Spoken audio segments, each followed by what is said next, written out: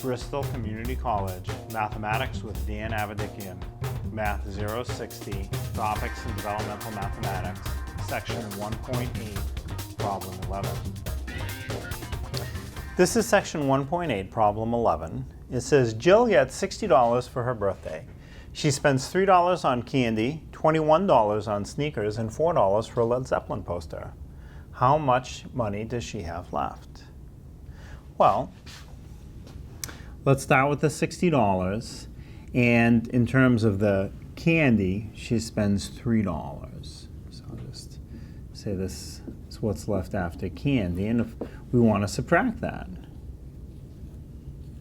So if you have $60, you spend $3, we're down to $57.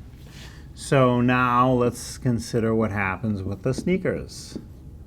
So by the time we get to the sneakers, we're not starting with 60, we're starting with 57 because Jill spent $3 for the candy. So you're going to subtract $21 away from that for the sneakers.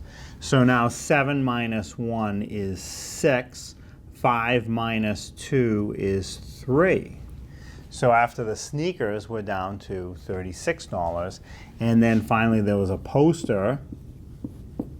So again, by the time we get to buying the poster, we have $36 because Jill already bought candy and then sneakers. So the poster was $4.